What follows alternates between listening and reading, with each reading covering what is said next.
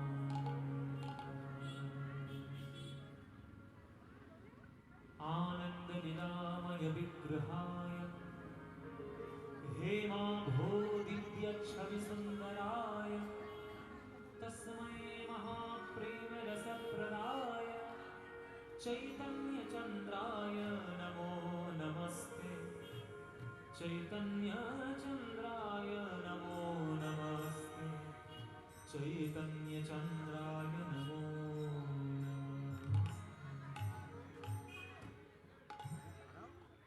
জয় নিতাই। উপস্থিত সকল কৃষ্ণ অনুরাগী গৌর ভক্তবৃন্দের চরণে আমার কোটি কোটি দণ্ডবত প্রণাম। আমার সকল গুরুবর্গের শ্রীচরণে আমার শত সহস্র কোটি দণ্ডবত প্রণাম। এই সন্তোষপুর পূর্ব যাদবপুর সন্তোষপুরী ব্যবসায়ী বৃন্দের নাগরিক বৃন্দগণ এই যে ত্রিকোণ পার্কে আজ হরিনাম সংকীর্তন অনুষ্ঠান তারা আয়োজন করেছে, সেই অনুষ্ঠান আস্বাদন করার জন্য আপনারা সবাই শহরের ব্যস্ততম শহরের মানুষ হয়ে আপনারা সন্ধ্যাবেলা আজকে কীর্তন আস্বাদন করার জন্য এসেছেন। রবিবার সবার ছুটির দিন, সুযোগ যদি পাই তবে ঈশ্বরের চরণে বসি, এই অপেক্ষায় এই ইচ্ছে আপনারা সবাই এসেছেন। এখন ঈশ্বরের নাম শোনাটা বা ঈশ্বরের নাম করাটা বা বিশেষ করে কীর্তন করাটা আমাদের কাছে একটা দায় সারা হয়ে গেছে। দায় দায় একরকম জিনিস,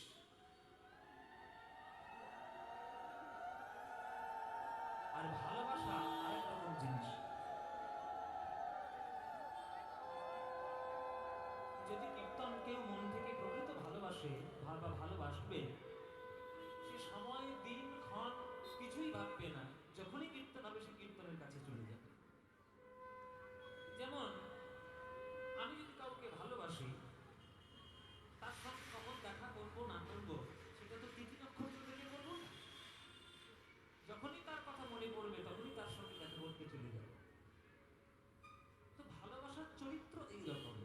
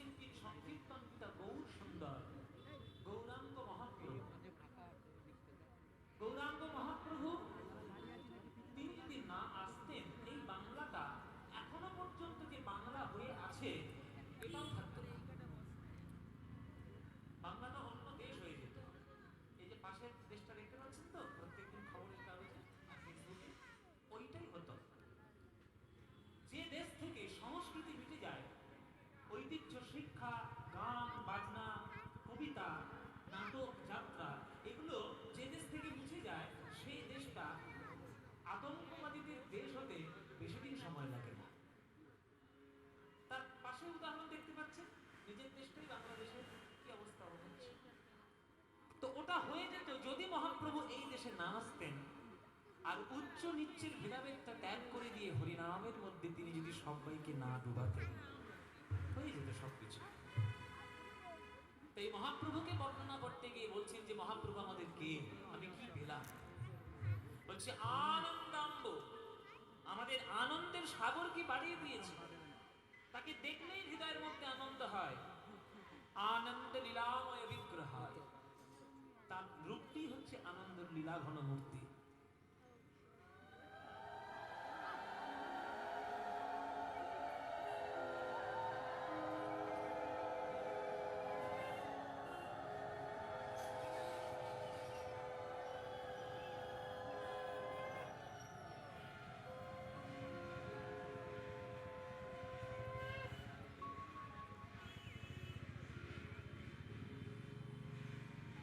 মহাপ্রভুকে দেখলে, নিমাইকে দেখলে আনন্দ হয় না, আপনাদের মধ্যে কেউ আছেন নাকি? ও মায়েরা, তোমরা কেউ আছো মহাপ্রভুকে দেখলে খেপে যাচ্ছ? আছো কেউ? অনেকেই আছে। এই কলকাতা শহরের মধ্যেই অনেকে আছে, নিমায়ের নাম শুনলেই খেপে যায়। কিন্তু আপনারা কি খেপে যান? আপনাদের রাগ হয়? তাকে দেখলে তো হৃদয়ে আনন্দে আরো উদ্বেলিত হয়ে ওঠে, আরো আনন্দের সাগর আরো বেড়ে যায়।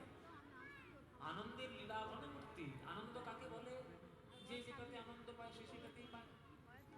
জগতের 3 প্রকার গুণ আছে, সত্য, রজ, তম।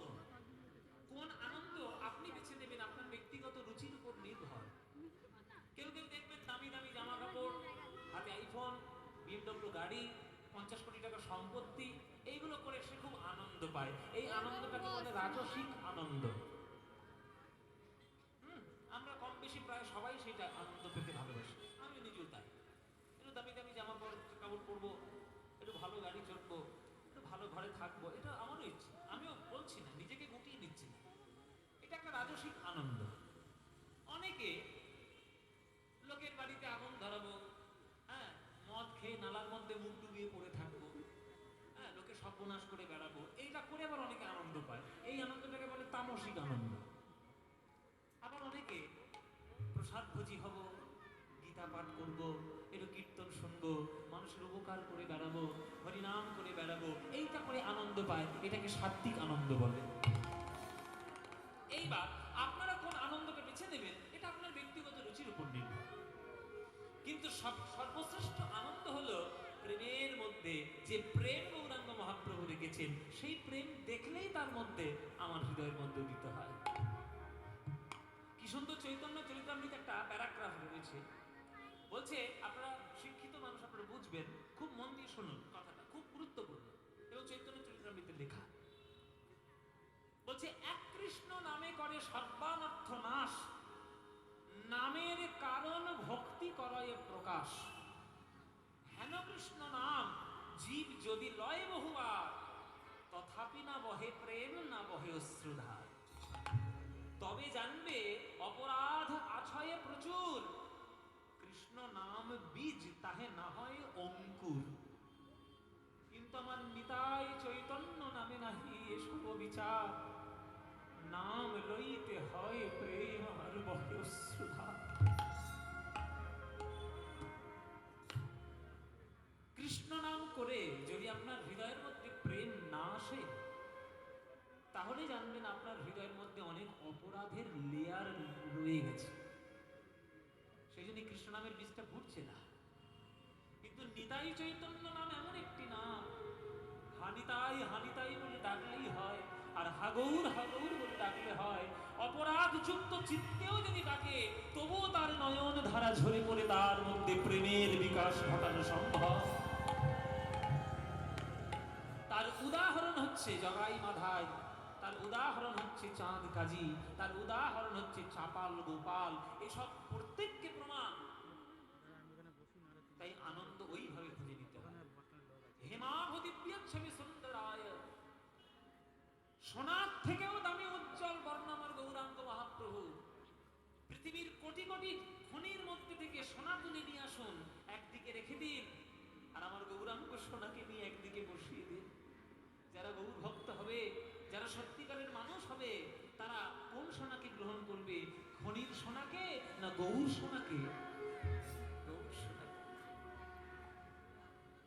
সেই জন্য ওই সোনার থেকেও কোটি গুণে উজ্জ্বল আমার গৌরাঙ্গ। তিনি কি দিলেন? তস্মৈ মহাপ্রেম রসপ্রদায়, দিলেন মহাপ্রেম। চরণ ধরে, হাতে ধরে, পায়ে পড়ে প্রেম দিয়ে গেছে। এক একটা দেবদেবীর ডিপার্টমেন্ট আলাদা, তারা এক এক রকম কাজ করে। লক্ষ্মীকে বেশি করে ডাকুন, দেখবেন ব্যাংকে প্রচুর টাকা হয়ে গেছে। গণেশকে ডাকুন, ব্যবসায় উন্নতি হয়ে গেছে। সরস্বতীকে ভালো করে ডাকুন, বিদ্যা বুদ্ধি একেবারে মাথায় ভর্তি হয়ে গেছে। কার্তিককে ডাকুন, ঘরে খোকা খুকি ভর্তি হয়ে গেছে। হ্যাঁ, এক একটা দেবদেবী এক এক রকমের কাজ করতে অভ্যস্ত। কিন্তু কোন দেবদেবীর কাছে গিয়ে যদি আপনি বলেন যে হে দেবতা, হে দেবী, আপনি আমাকে শুধু প্রেম প্রদান করুন, কারোর ক্ষমতা নেই সেই প্রেম প্রদান করা। না লক্ষ্মী পারবে, না সরস্বতী, কালী, শীতলা, বনবিবি, পঞ্চানন কেউ পারবে না। কার্তিক, গণেশ কেউ, বিশ্বকর্মা কেউ পারবে না। পারবে কে? আমার নিমাই। নিমায়ের চরণটা ধরুন, আর চরণ ধরে বলুন, হা গৌর, আমার গৌরাঙ্গ প্রেম দাও, আমার ব্রজ প্রেম দাও। দেখবে হৃদয়ের মধ্যে প্রেম উদ্বেলিত হয়ে উঠেছে। কৃষ্ণ বলে বলে পাগল হয়ে যাবে। এই প্রেম যদি করতে না পারো, তাহলে ভালোবাসি কথাটা বলতে শিখো না। ভালোবাসা মানেই হলো চোখের জল, ভালোবাসা মানেই হচ্ছে সমর্পণ, ভালোবাসা মানেই হলো ত্যাগ। ত্যাগ কিচ্ছু নেই ভালোবাসা। সখী ভাবনা কাহারে বলে, সখী যাতনা কাহারে বলে, তোমরা যে বলো দিবস রজনী, ভালোবাসা না কাহারে বলে, সখী যাতনা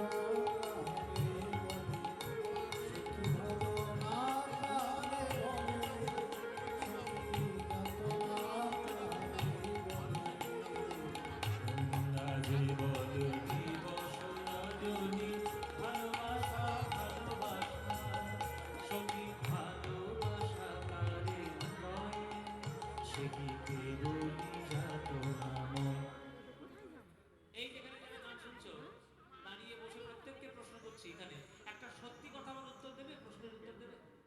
সত্যি করে বলবে কিন্তু, ও মাইরা, একটা সত্যি প্রশ্নের উত্তর দেবে, বলবে। দাঁড়িয়ে দাঁড়িয়ে বসে যারা আছেন বাবাদেরও বলতে হবে। সবাই হাত তুলে, কেমন সবাই নয়, যারা যারা পারবেন বলবেন। বলুন, আপনারা কে কে প্রেম করেছেন? হাত তুলুন। কারা কারা প্রেম করেছেন? হাত তুলুন। যে কটা হাত তুলেছে এরা জানে না যে কি ভাষণ ভেসেছে। যে কটা হাত তুলেছে সব কটা কি ভাষণ ভেসেছে নিজেরাও জানে না। তুলেই যারা তোলেনি তারা বুদ্ধিমান, তুলেছে মানে বিপদে পড়েছে। শুনে রাখো, ভালোবাসি বা প্রেম করেছো মানে মানসিক প্রস্তুতি নিয়েই রাখো যে সারা জীবন তোমাকে চোখের জলে কাঁদতে হবে। সারা জীবন তোমাকে চোখের জলে কাঁদতে হবে। মানসিক প্রস্তুতি যদি থাকে তাহলে ভালোবাসায় নাম লেখাও, নইলে ফুর্তিতে নাম লেখাও। ফুর্তি পাওয়া যায় চারিদিকে, ফুর্তি করে বেড়াও, আনন্দ করে বেড়াও। ভালোবাসি বলতে যে এই যে গানটা রচনা করেছেন, তিনি ভালোবাসার গভীর সমুদ্রে ডুব দিয়েছিলেন বলেই তিনি জানতে পেরেছেন যে ভালোবাসা কাকে বলে। তিনি কে? বিশ্বকবি রবীন্দ্রনাথ ঠাকুর। বলছে, সখী ভাবনা কাহারে বলে, যাতনা কাহারে বলে, তোমরা যে বলো দিবস রজনী, ভালোবাসা ভালোবাসা, তো ভালোবাসা কারে কয়? সে কি কেবলই যাতনা? Question mark. অ্যাকচুয়ালি এটা কোশ্চেন মার্ক নয়, এটা হচ্ছে একদম পূর্ণ পরিচ্ছেদ। একেবারে জেনে রাখুন যে আপনাকে সারা জীবন চোখের জলে কাঁদতে হবে ভালোবাসা। যারা সত্যিকারে, এখানে কেউ না কেউ তো আছে যে প্রকৃত কাউকে ভালোবেসেছে মনে মনে, কেউ না কেউ তো আছে। যারা আছেন তারা নিজেই বুঝতে পারছেন যে সারা জীবন তার জন্য কাঁদতেই হবে আপনাকে। এই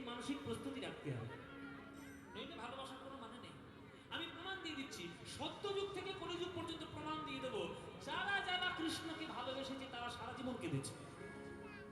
আমি প্রমাণ দিচ্ছি, দেখুন সত্য যুগে যাচ্ছে।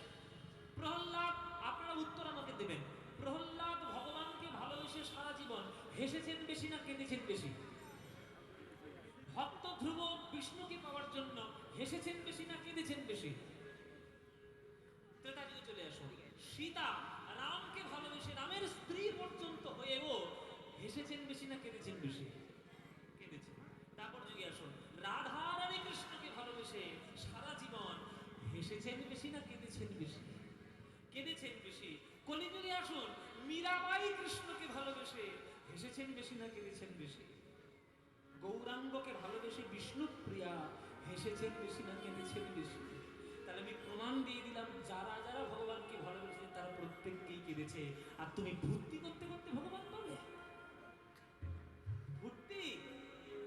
ভক্তিতে আনন্দ পাওয়া যায়, ভালোবাসা পাওয়া যায় না।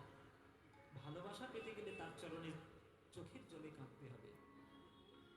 আমার চোখে তো সকলি শোভন, সকলি নবীন, সকলি বিমল। আমার চোখে তো সকলি শোভন, সকলি নবীন, সকলি বিমল। সুনীল আকাশ শ্যামল কানন, বিশদ জোছনা কুসুম কোমল। সকলি আমারই মতো, তারা কেবলি হাসে, কেবলি গায়। হাসিয়া খেলিয়া মরিতে চায়, না জানে বেদন, না জানে রোদন, না জানে সাধে যাতনা যত।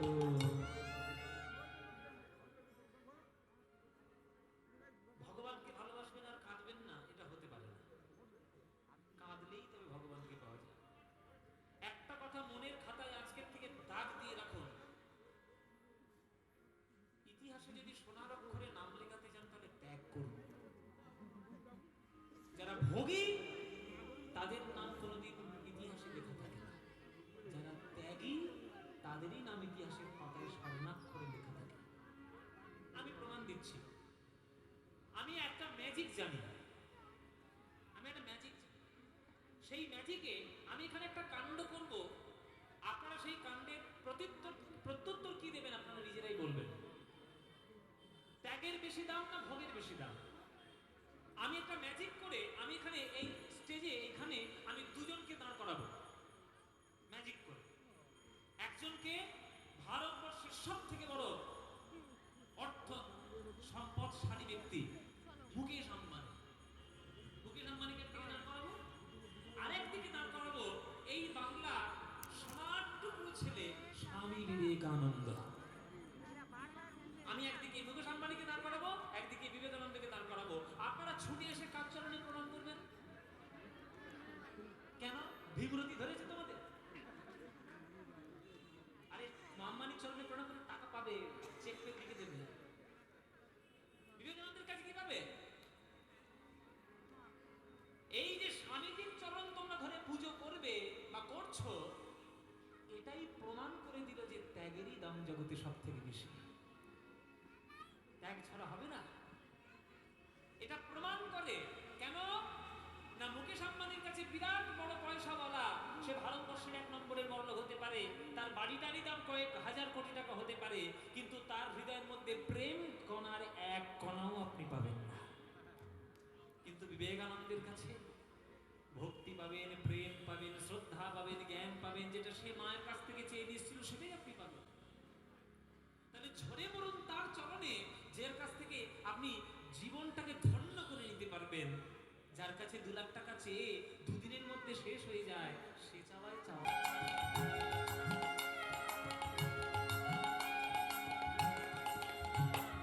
প্রতিদিন যদি কাঁদিবি কেবল, একদিন নয় হাসিবি তোরা, একদিন নয় বিষাদ ভুলিয়া সকলে মিলিয়া গাহিব মোরা। ভাবনা কাহারে বলে সখী, জানো না কাহারে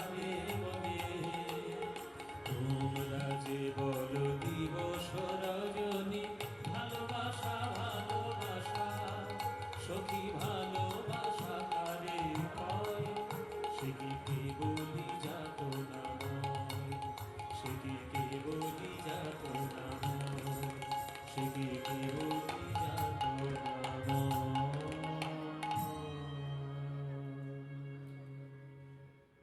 যারা দাঁড়িয়ে আছেন বসার জায়গা আছে, হাত জোর করে বলছি আপনারা কেউ দাঁড়াবেন না। দাঁড়াতে অসুবিধা হলে সরাসরি বলছি বাড়ি চলে যান। বসার জায়গা আছে, কষ্ট করে বসুন। এত সুন্দর গান হচ্ছে, আপনারা সবাই দাঁড়িয়ে গেছেন। বসার তো জায়গা ব্যবস্থা করেছি একটা। যদি যারা কেউ দাঁড়াতে না পারেন বাড়ি চলে যান, দরকার নেই আমাদের। বসুন আপনারা, আপনাদের জন্য ব্যবস্থা করেছি, বসুন আপনারা। জয় ওনার কানের অসুবিধা হচ্ছে, পেছনের লোক দেখতে পাচ্ছে না, বসুন না। আরে জামা কাপড় নোংরা হলে আমার দাম দেবো, লন্ড্রি খরচ আমি দিয়ে দেবো, বসুন। বসুন, যারা দাঁড়িয়ে আছেন বসুন, আপনি বসুন। এই ছিল রবীন্দ্রনাথ ঠাকুরের রহস্য। সুতরাং প্রেম যদি জীবনে না আসে তাহলে জীবনে কিছুই পেলেন না, আর প্রেম যদি জীবনে আসে আপনি অনেক কিছু পেলেন। অনেকের হয়তো সম্পত্তি থাকবে না, কিন্তু প্রেম ধনে সে ধন্য, আর এই প্রেম ধনে ধন্য করেছেন আমার গৌরাঙ্গ মহাপ্রভু। এই সকাল হোক, সন্ধে হোক, দিন হোক, রাত হোক, ঘরে হোক, বাইরে হোক, অফিস হোক, কাছারি হোক, বাসে, ট্রামে, ট্রেনে, ট্যাক্সি, যেখানেই হোক, সময় যখনই পাবেন অন্তত প্রাণ ভরে 5 মিনিটের জন্য অন্তত গৌরের নাম দিয়ে নেবেন মায়েরা। সে ছাড়া গতি নেই, আমার গৌরাঙ্গ ছাড়া গতিই নেই। হ্যাঁ, সুতরাং গৌরাঙ্গ মহাপ্রভুকে চিনবেন, জানুন, সেটাই আপনাদের কাছে সবার কাছে প্রেম সম্পত্তি।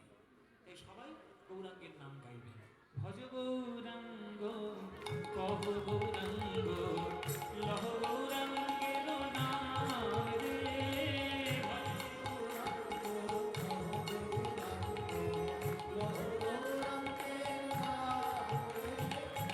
গানটা ভালো লাগে? হ্যাঁ, তাহলে গাইবো, নাহলে বন্ধ করে দেবো। গাইবো? ভালো লাগে তো? সত্যি বলছো? সত্যি বলছো মায়েরা? সিরিয়ালের দিব্যি, আমি তো জানি কার খবর কি। তোমরা রোজ সন্ধ্যাবেলা করে সিরিয়াল দেখতে বসো টিভির সামনে, দেখো না? যে কদিন বলছে দেখি না, সবকটা মিথ্যেবাদী। টিভির সামনে বসে ঠাকুরের সিরিয়াল দেখো। আচ্ছা, বলছি ঠাকুরের সিরিয়াল দেখো। এই যে তোমরা সিরিয়ালগুলো দেখো, এই সিরিয়ালগুলো দেখে তোমাদের কোনো লাভ হয়? শাশুড়ির খাবার দিস না খাবে কি করে, বৌমার গলা টিপে মারবে কি করে, নায়ককে ধরে ধরে 5টা করে বিয়ে দেবে কি করে, এই তো সিরিয়াল। আবার কি ওইসব দেখছো, সংসারে অশান্তি ধরাচ্ছ, তো দেখবে না। এই যে এত সুন্দর মন্দির আছে ত্রিকোণ পার্কে, এখানে আসবে, এসে একটু খোলকট্টাল নিয়ে নিজেই কীর্তন করো না, তাতে আনন্দ পাবে। তাহলে বলো মায়েরা, সিরিয়াল বেশি ভালো লাগে না কীর্তন? কীর্তন সত্যি ভালো লাগে তো? তাহলে ভজ গৌরাঙ্গ, কহ গৌরাঙ্গ, লহ গৌরাঙ্গের নাম দে, নিশ্চয়ই ভালো লাগে গানটা। এই গান বাঙালির মনের গান, প্রাণের গান। এই গান তোমাদের যাদের যাদের ভাল লাগে না, উলুধ্বনি ধ্বনি দাও একবার জোরে।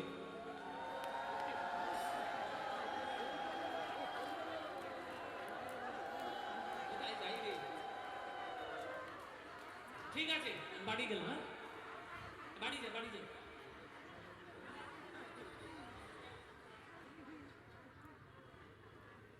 সাতকাণ্ড রামায়ণ করে সীতারামের মাসে এই অবস্থা হয়েছে। এতক্ষণ বুঝিয়ে গেলাম, কি করবে তোমরা? আমি বলেছি যাদের যাদের ভালো লাগে না তারা উলুধ্বনি দাও, উলুধ্বনি দিচ্ছে।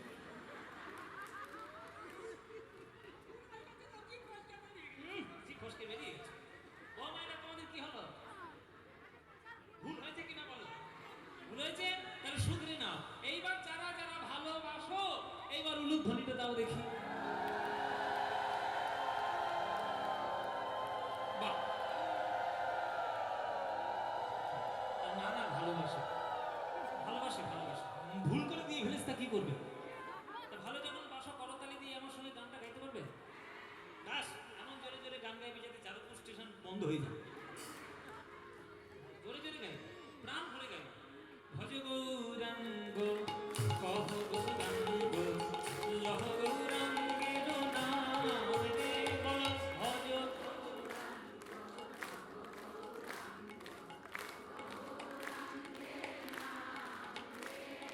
যে জন গৌরাঙ্গ ভজে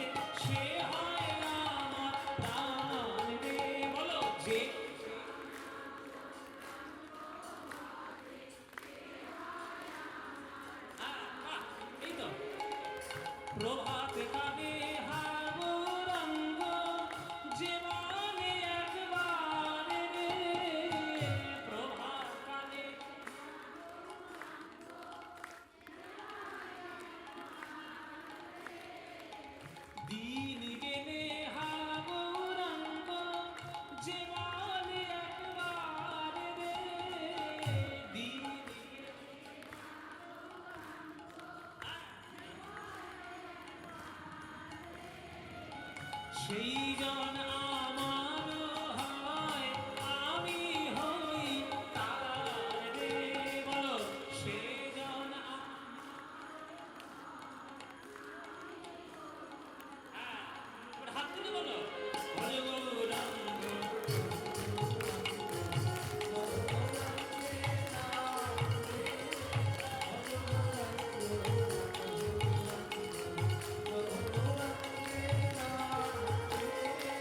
এই জানা গৌরাঙ্গ ভজে, সে হয় আমার প্রাণ রে।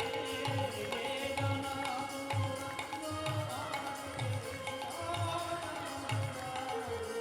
আহা ভজ গৌরাঙ্গ। উলুধ্বনি উলুধ্বনি।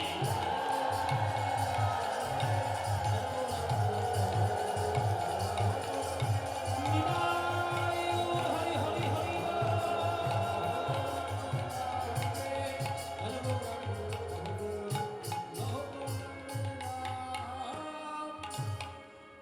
বলো আনন্দ হয়েছে কিনা? হয়নি আনন্দ? এই আনন্দ আর কোথাও পাবে? এই আনন্দ পেতে গেলে প্রত্যেক বছরই কীর্তন পাখি কীর্তন শুনতে হবে। আসবে কীর্তন শুনতে? সবাই আসবে? ব্যাস, তোমরা এলেই আনন্দ হবে। হ্যাঁ, তোমরা এলেই আনন্দ হবে। সিনেমা দেখো, সিনেমা দেখো না? মাঝে মাঝে সিনেমাও দেখতে হয়। এখানে সাউথ সিটি চলে যাবে, আইনক্সে চলে যাবে। একটা সিনেমা নতুন এসছে লহ গৌরাঙ্গের নাম রে, একটু দেখে আসবে। এই লহ গৌরাঙ্গের নাম রেতে আপনাদের আশীর্বাদে আমার 3খানা গান গাওয়ার একটু সৌভাগ্য হয়েছে, আমার নিতাই গৌরাঙ্গের কৃপায়। হ্যাঁ, কি বলছে? ওই গান শুনবেন? ও আচ্ছা, ঠিক আছে, শোনাবো, নিশ্চয়ই শোনাবো। তো এই সিনেমাতে 3খানা গান আছে। সিনেমাটা যদি সবার জন্য নয়, মানে সবার বোঝার জন্য নয়, বুঝতে গেলে একটু পড়াশোনা করতে হবে, একটু মাথার মধ্যে একটু পরিষ্কার থাকা চাই। তবে যাই হোক, সেটা সিনেমা যারা রিভিউ করে তারা বলবে, কিন্তু আপনাদের আশীর্বাদে 3খানা গান গাওয়ার সৌভাগ্য হয়েছে। তো লহ গৌরাঙ্গের নাম রে, গৌরাঙ্গের নাম দেখবেন সবাই মিলে।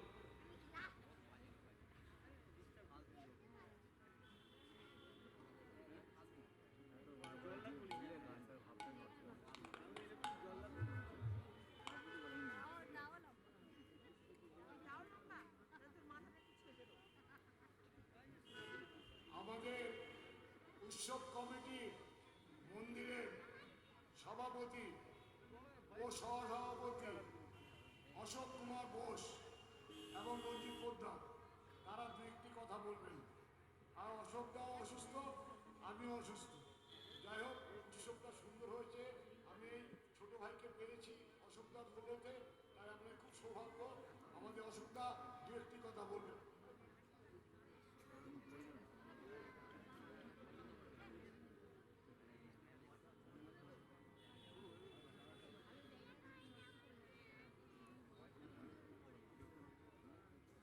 আমাদের এই যে অশোকদা, উনি আমাদের সভাপতি, আমাদের এই মূর্তি দিয়েছে 2000 সালে। আর অশোকদার জন্যই আজকে আমার এই ছোট ভাইকে আমরা এখানে আনতে পেরেছি। আমি আমাদের মন্দির কমিটির পক্ষ থেকে শ্রীমান পদ্ম পলাশকে আন্তরিক অভিনন্দন জানাচ্ছি। তিনি এসেছেন আমাদের সন্তোষপুর এর বহু মাতা মাতৃগণ তারা আছেন, তাদেরকে আনন্দ দিচ্ছেন। আমি নিজে ব্যক্তিগত একটু অসুস্থ, তাই বেশি কথা বলবো না। আমি চাই আপনারা আজকের সন্ধ্যাটাকে উপভোগ করুন।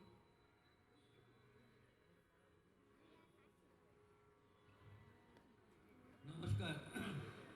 সমস্ত ভক্তবৃন্দদের আমার তরফ থেকে আন্তরিক অভিনন্দন জানাচ্ছি, এবং যারা এখানে উপস্থিত হয়েছেন, শ্রী পদ্ম পলাশ, যিনি জি বাংলা খ্যাত এবং রাষ্ট্রপতি এবং পুরস্কারপ্রাপ্ত ভারতবর্ষের শ্রেষ্ঠ গায়ক, আপনাদের সামনে যে সঙ্গীত পরিবেশন করছেন এবং এই যে কীর্তন কীভাবে সৃষ্টি হচ্ছে, নিমাই সন্ন্যাসের সম্বন্ধে উনি যে আলোচনা করছেন বা বলছেন, আমি সত্যি অভিভূত এবং অনেক কীর্তন শুনেছি, কিন্তু উনি এই অল্প বয়সে যেভাবে খ্যাতি সৃষ্টি করেছেন, তার জন্য আপনি আমার তরফ থেকে ওনাকে আন্তরিক অভিনন্দন এবং আশীর্বাদ জানাচ্ছি। উনি আরও বড় হোক, আরও দীর্ঘজীবী হোক এবং আমাদের আগামী বছর আমরা আবার ওনাকে পেতে চাই এই আমাদের সন্তোষপুর ত্রিকোণ পার্ক রাধাকৃষ্ণ মন্দিরে। এবং এই যে একটা ট্রাস্টি বোর্ড হয়েছে, সেই ট্রাস্টি বোর্ডের তরফ থেকে যারা যারা আমরা এখানে আছি প্রত্যেকে আমরা খুবই চেষ্টা করছি। এবং আপনারা সবাই জানেন এখানে খোকা দাস, উনি এই 53 বছর বয়স হলো এই আমাদের রাধাকৃষ্ণ মন্দিরে, তার মধ্যে উনি 47 বছর এই পরিচালনা করছেন। এবং ওনার আর একটা পরিচয়, আমার ছাত্র অ্যাকচুয়ালি আমি এই এলাকার মাস্টারমশাই ছিলাম, তাই সেই ওনার সঙ্গে পরিচয় আমার কম করে 45 বছর ধরে। তাই আপনারা জানেন যে আমি আমার তরফ থেকে যথেষ্ট সহযোগিতা করি। এবং আরেকজন যিনি আছেন এনে নারুদা বলে, উনিও মঞ্চে আসেননি, কিন্তু উনিও যথেষ্ট এই মন্দিরকে যথেষ্ট সহায়তা করেন, মন্দিরে যাতে ঠিকভাবে পরিচালনা হয়। এবং যারা এখানে উপস্থিত আছেন তাদেরকে সকলের কাছে আমার আন্তরিক অভিনন্দন যে আপনারা সবাই এসছেন এবং আনন্দ উপভোগ করছেন এবং শ্রী পদ্মপলাশের যে কীর্তন শুনছেন। আশা করি আপনারা সকলে আনন্দ উপভোগ করছেন। এই বলে আমি আমার বক্তব্য শেষ করছি। নমস্কার। জয় নিতাই। সবাইকে আমার প্রণাম, আমার কৃতজ্ঞতা, শ্রদ্ধা। অশোকবাবুকে আমার কৃতজ্ঞতা জানাই অনুষ্ঠানে আহ্বান করার জন্য, এবং এই ত্রিকোণ পার্কের সকল ভক্তবৃন্দকে আমার প্রণাম জানাই। তো এই হচ্ছে আমার গৌরাঙ্গ মহাপ্রভু, যার জন্য আমরা কীর্তন পেয়েছি, যার জন্য আমরা কীর্তন বুঝতে পেরেছি, এবং যে গৌরাঙ্গ মহাপ্রভুর জন্য আমরা এই হরিনাম সংকীর্তন রূপে একটি বিরাট বড় শাস্ত্র আমরা পেয়েছি। আমরা সাধারণ শহরে কিছু মানুষরা, কিছু সোকল বুদ্ধিজীবী বলে নিজেদেরকে যারা দাবি করেন, তারা অনেকেই মনে করেন যে কীর্তন হচ্ছে একটা সাধারণ গান। ওই কিছু খোলকর্তাল নিয়ে বৈষ্ণবীগুলো আসে আর একটু হরিনাম করে খাঞ্জনি বাজিয়ে কীর্তন করে চলে যায়। তারা পড়াশোনা করেননি বলেই বলে মনে হয়। কীর্তন বাংলার সর্বশ্রেষ্ঠ সম্পত্তি। কীর্তন বাংলার প্রকৃত শাস্ত্রীয় সঙ্গীত। কীর্তন ছাড়া বাংলায় কোনো শাস্ত্রীয় সঙ্গীত নেই। বাংলার শাস্ত্রীয় সঙ্গীত যদি কোনো গানকে বলা হয় সেটা কীর্তন। তার জন্য পড়াশোনা করতে হয়, তার জন্য গান শিখতে হয়, তার জন্য গিয়ে গুরুর কাছে গিয়ে বসে বসে বড় তালের গান শিখতে হয়। ধ্রুপদ ধামার থেকে তৈরি হয়েছে সব কীর্তনের গান। সেগুলো শিখতে গেলে পড়াশোনা চাই। পড়াশোনা না করে কীর্তন সম্বন্ধে হুটহাট করে কথা বলে দেওয়া, এগুলো ঠিক নয়। ওই জন্য কীর্তনকে শুনতে গেলে খুব মন দিয়ে, খুব ভালো করে কীর্তনের আসলে বসতে হবে, তবেই শুনতে পারবেন। কেননা এটা মহাপ্রভুর দেওয়া, যা তা মানুষের দেওয়া নয়। রাধা কৃষ্ণ মিলিত তোর সোনার গৌরাঙ্গ, তাই বড় অবতার ভাই, বড় অবতার, পতিতের বিলা বল প্রেমের ভান্ডার। বড় অপরূপ ভাই রে আমার গোরা চাঁদের লীলা। বড় অপরূপ ভাই রে গোরা চাঁদের লীলা। ও রাজা হইয়া কাঁধে করে বৈষ্ণবের ঝোলা রে। রাজা হইয়া কাঁধে করে বৈষ্ণবের ঝোলা।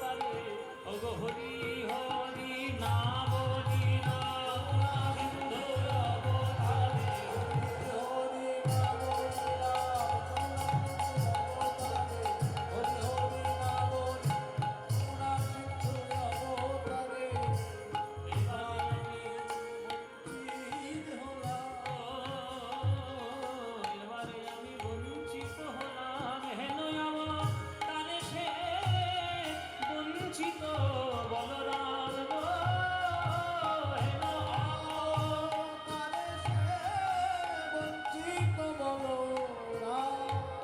হেন অবতারে বঞ্চিত বলরাম গো।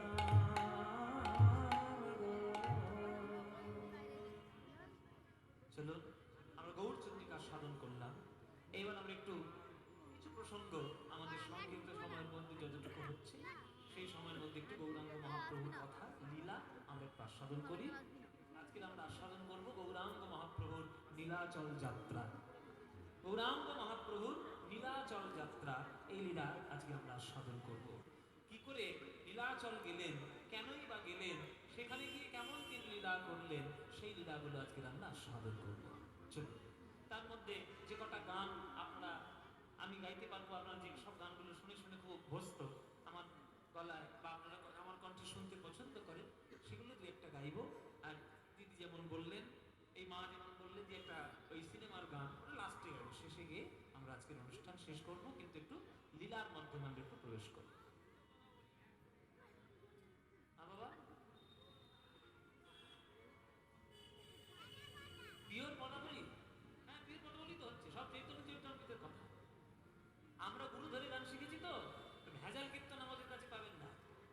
যে কীর্তন করতে এসে শুধু কোমর দুলিয়ে নেচে গেলাম, আরে কে আনিল রে, কোথায় ছিল রে, মধুমাতে শোনাম নাম নাম নাম নাম নাম করে কোমর এমন দুলিয়ে দিল, ব্যাস শেষ, গান শেষ। সব কীর্তন আমরা গাই না। আমরা গুরুর কাছে বসেছি, গান শিখেছি, আজকে 28 বছর হয়ে গেল কীর্তন করছি।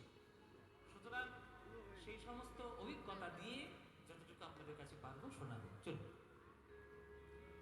এটা কি মাস চলছে বলুন দেখি?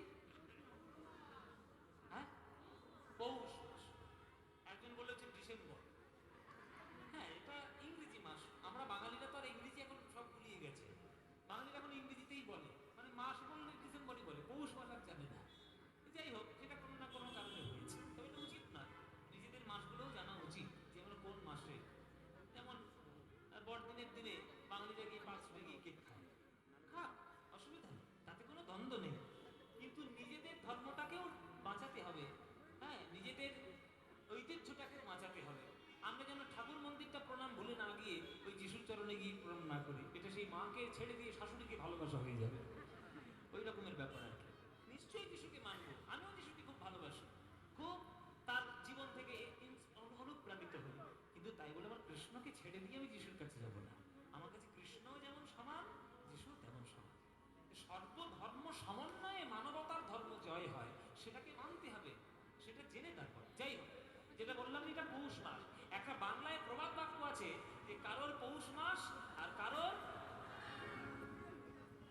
সর্বনাশ। আবার কি করে হলো পৌষ মাস, আবার সর্বনাশ কি? গৌড়ীয় বৈষ্ণব ভক্তবৃন্দের কাছে এই পৌষ মাসটা হচ্ছে সর্বনাশের মাস। কেন?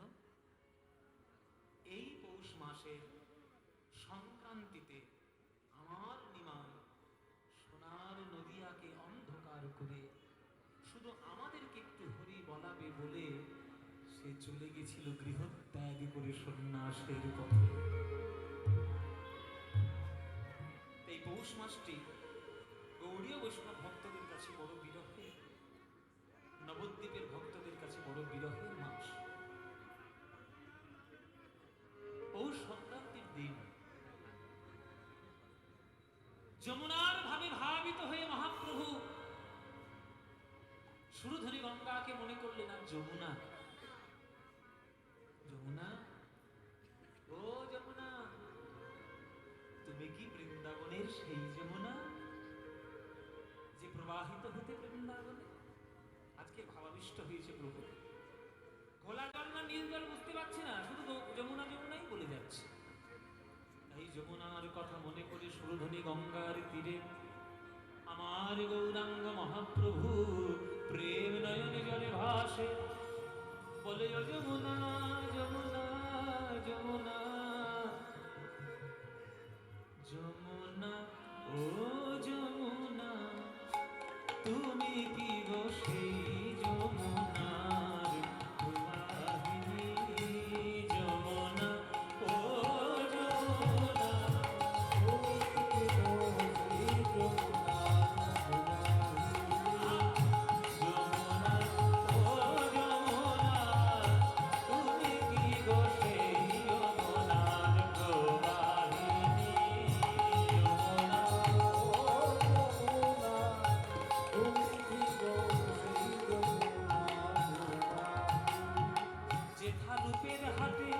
বিশাল তথে বিকাত নীলকান্তমণি রূপের হাটে বিশালে কাটে বিকাত নীলকান্তমণি রূপের হাটে বিশাল তটে বিকাত নীলকান্তমণি রূপের হাটে বিশাল কাটে বিকাত নীলকান্তমণি যমুনা যমুনা তুমি কি দোষী যমুনার প্রবাহিনী যমুনা যমুনা তুমি কি দোষী যমুনা প্রবাহিনী না শুনে নপুরের ধ্বনি না বাজে কেন না বাজে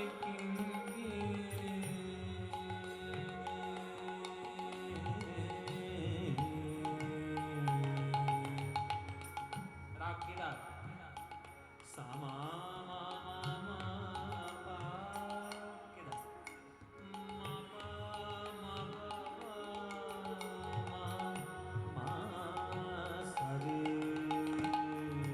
সা সামা মা পা পদ মা পদ নি সা রে নি সা নি দ সা নি দ সা দ ব মা পদ পদ ব মা মা পদ পদ ব মা মা পদ ব মা না শোনে নপুরের ধ্বনি না বাজে কিঙ্কিনি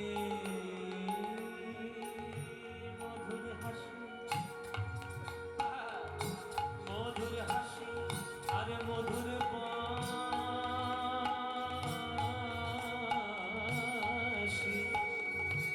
মধুর হাসি মধুর হাসি মধুর হাসি আর মধুর বাঁশি কেন নাহি শুনি মধুর হাসি মধুর বাসি কেন নাহি শুনি কোথা চারু চন্দ্রাবতী কোথারে তোর জলকেলি কোথা চারু চন্দ্রাবতী কোথারে তোর জলকেলি যেথা রাস বিহারী বংশীধারী বামে রাধা বিনোদিনী রাস বিহারী বংশীধারী বামে রাধা বিনোদিনী রাস বিহারী বংশীধারী বামে রাধা বিনোদিনী রাস বিহারী বংশীধারী বামে রাধা বিনোদিনী যমুনা ও যমুনা তুমি কি দোষী যমুনার প্রবাহিনী যমুনা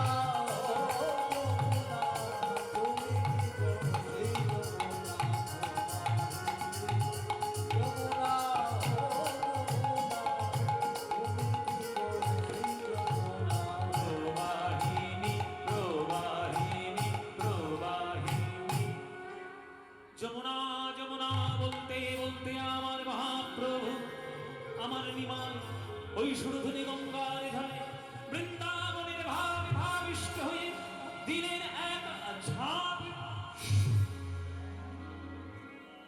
ঝাঁপ দিয়ে পড়লেন সুরধুনি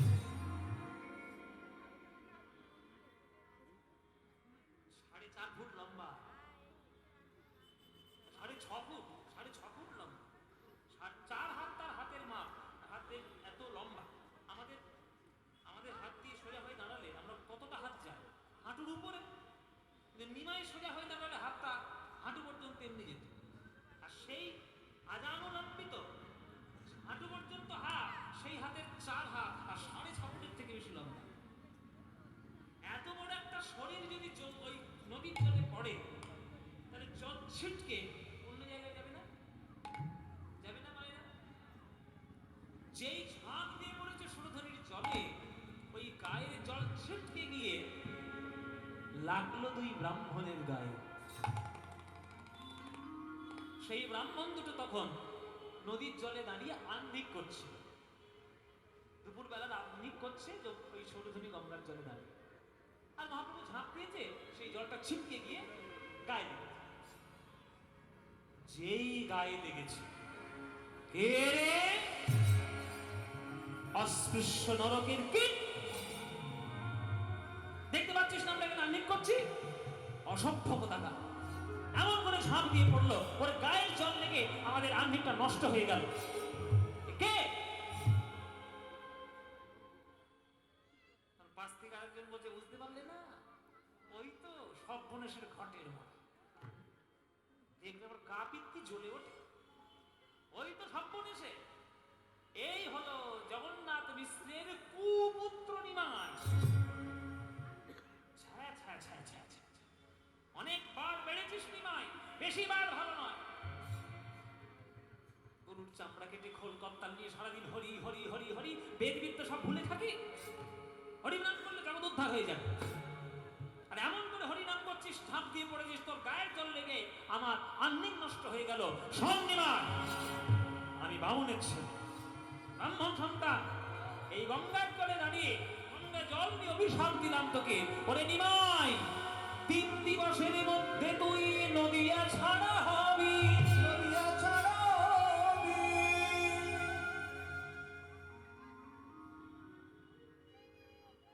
এক ব্রাহ্মণ অভিশাপ দিল, নদিয়া ছাড়া হবি। পাশের ব্রাহ্মণ বলছে, আমিও অভিশাপ দেব, নিশ্চয়ই অভিশাপ দেব। শিবাসের সামনে দাঁড়িয়েছিলাম দরজার বাইরে, সারা রাত হরিনাম শুনবো বলে আমাদের মুখের সামনে দরজা বন্ধ করে দিল। আমার ভগবান করেছে। ওরে নিমাই, তাই গঙ্গা জল নিয়ে আমি অভিশাপ দিলাম, সংসার সুখ তোর চিরকালের মতো নাশ হোক।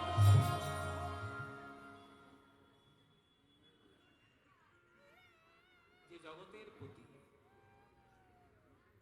সে আজকে নদীতে দাঁড়িয়ে অভিশাপ পাচ্ছে। বল মায়েরা, গৌরাঙ্গ মহাপ্রভু বললেন, হে ব্রাহ্মণগণ, আপনারা ভেবেছেন আপনারা বোধহয় আমাকে অভিশাপ দিলেন, কিন্তু এ তো অভিশাপ নয়। বহুদিনের ইচ্ছে ভগবান আপনাদের মুখ থেকে বলিয়ে দিলেন। আমার অনেক দিনের ইচ্ছে ছিল আমি সন্ন্যাস হয়ে চলে যাও জগৎবাসী উদ্ধারের জন্য, কিন্তু মায়ের মুখের দিকে তাকিয়ে আমি যেতে পারিনি। কিন্তু এই সংক্রান্তির দিনে যখন আপনারা অভিশাপ দিলেন, তাহলে ভগবানেরও তাই ইচ্ছে, আমি মেনে নিলাম। আমি আজ রাত্রেই নদিয়া ছাড়া হব। বিষ্ণুপ্রিয়া সন্ধ্যাবেলা এসেছেন বিষ্ণুপ্রিয়ার কাছে রাত্রে। বিষ্ণুপ্রিয়া, তুমি আমাকে একটু সাজিয়ে দেবে বিষ্ণুপ্রিয়া? তোমার হাতে আজকের বড় সাজতে ইচ্ছে করছে। বিষ্ণুপ্রিয়া মনে মনে ভাবছে, আমার কি সৌভাগ্য, প্রভু আমার হাতে সাজবে। কিন্তু এই সাজটা যে তার জীবনের শেষ সাজ হবে, এটা বিষ্ণুপ্রিয়া বুঝতে পারে। স্বামী, তুমি আমার হাতে সাজবে? আমি চট করে একটা মালা তুলে নিই, মালা গেঁথে নিয়ে আসি। চন্দন ঘষেছেন, চন্দন বেটেছেন বিষ্ণুপ্রিয়া মা আমার, প্রভুর কপালে পরিয়ে দিলেন চন্দনের ফোঁটা, গলায় পরিয়ে দিলেন কুন্দ ফুলের মালা। সাজাতে সাজাতে মা আমার ঘুমিয়ে পড়লেন।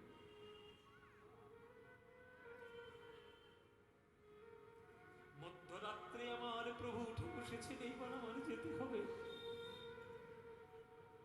বিষ্ণুপ্রিয়া মায়ের মাথায় হাত বুলিয়ে বলছে, ওগো বিষ্ণুপ্রিয়া,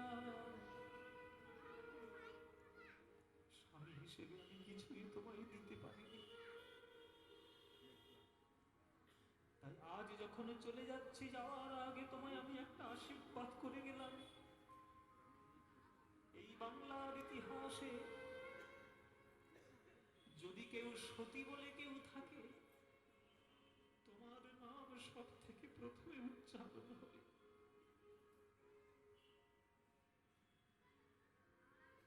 মায়েরা,